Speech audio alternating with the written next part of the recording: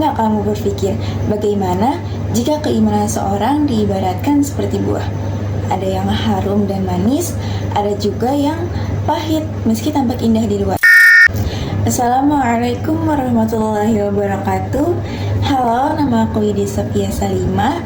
Dalam video kali ini aku akan memaparkan hadis tentang perumpamaan orang mukmin dan orang munafik terhadap Al-Quran.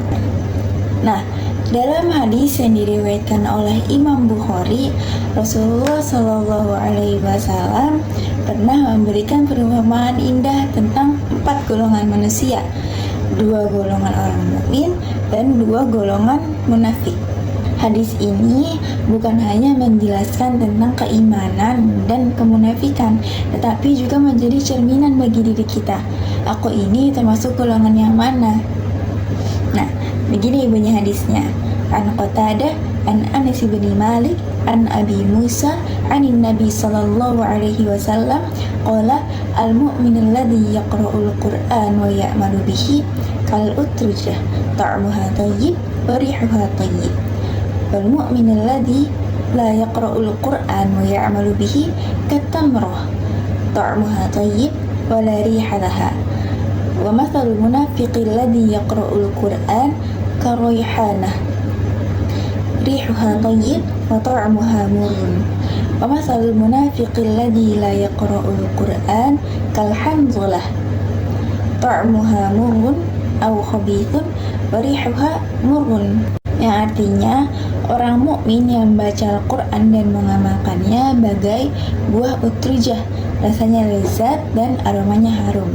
Sedangkan orang mukmin yang tidak membaca Al-Quran tetapi mengamalkannya bagaikan buah kurma, tamar, rasanya manis namun tidak ada wanginya, aromanya. Dan orang munafik yang membaca Al-Quran bagaikan raihanah, aromanya wangi namun rasanya pahit. Sedangkan orang munafik yang tidak membaca Al-Quran bagaikan hanzalah, rasanya pahit dan tidak harum. Dalam hadis ini ada kata ta'am yang artinya rasa. Nah, ta'am ini melambangkan iman dan amal seseorang yang hanya dapat dirasakan oleh si pelakunya. Dan juga ada kata rih atau aroma yang menjadi lambang dari pengaruh sosial dan keindahan bacaan. Nah, ini dapat dirasakan oleh orang lain. Dalam hadis ini disebutkan 4 golongan orang. Yang pertama itu ada orang yang membaca Al-Quran dan mengamalkannya.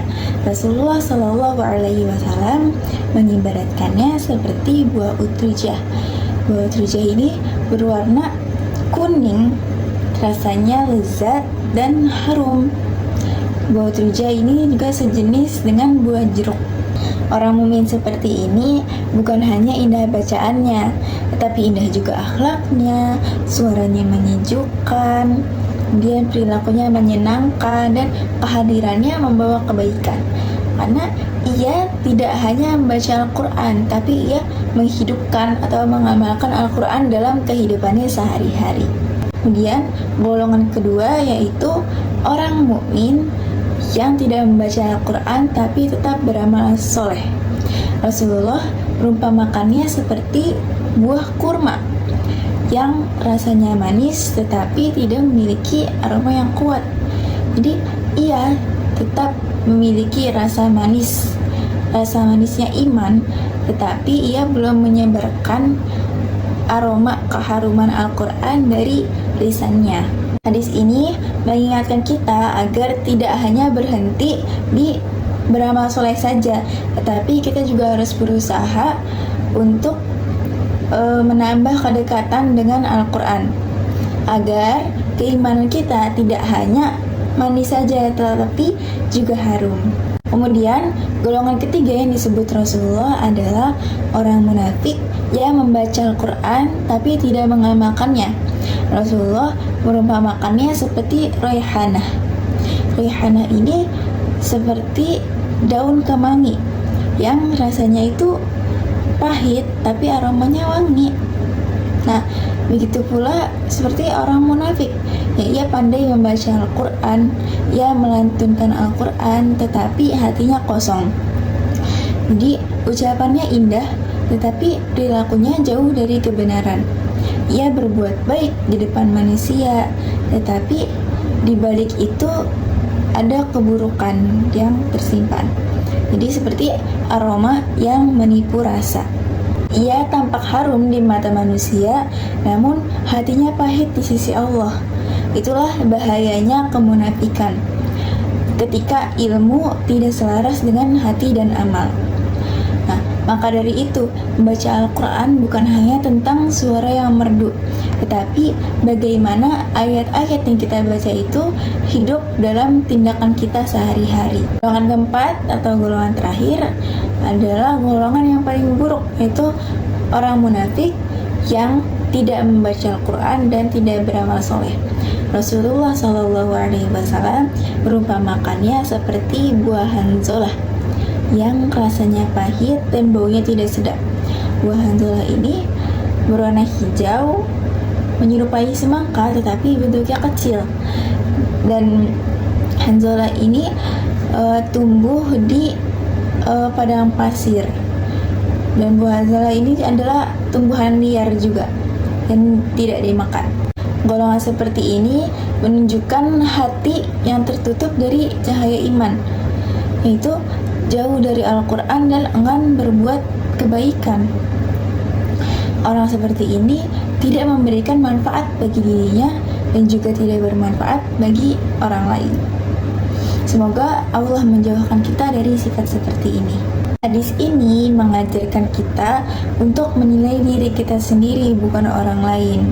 Setiap dari kita harus bertanya pada diri kita sendiri, apakah aku ini seperti utrujah yang harum dan wangi, ataukah aku seperti tamar atau kurma yang manis tetapi tidak beraroma, atau jangan-jangan kita ini seperti kemangi yang wangi tetapi rasanya pahit. Semua itu kembali lagi kepada hubungan kita dengan Al-Quran. Semakin kita sering membacanya, semakin kita memahami maknanya, kemudian semakin kita berusaha mengamalkan ke dalam kehidupan sehari-hari, maka semakin kuat juga iman yang tumbuh di dalam hati kita. Al-Quran tidak hanya untuk dibaca di bibir, tetapi juga untuk diresapi oleh hati dan diamalkan oleh perbuatan. Mari kita berdoa kepada Allah agar menjadikan kita termasuk ke dalam golongan orang-orang yang seperti utrujah, yang imannya kuat, amalnya indah, dan kehadirannya membawa kebaikan bagi sekitar. Rasulullah Shallallahu Alaihi Wasallam bersabda, sebaik-baik kalian adalah yang belajar Al-Quran dan mengamalkannya. Jadi, mari kita mulai dari satu ayat setiap hari, resapi maknanya, amalkan ayat itu dalam kehidupan kita sehari-hari. Karena dari satu ayat bisa melahirkan sejuta kebaikan yang menyebarkan aroma harum iman ke seluruh penjuru. Terima kasih telah menonton video ini. Jangan lupa untuk terus memperbaiki diri dan mendekatkan diri kepada Allah melalui Al-Quran. Wassalamualaikum warahmatullahi wabarakatuh.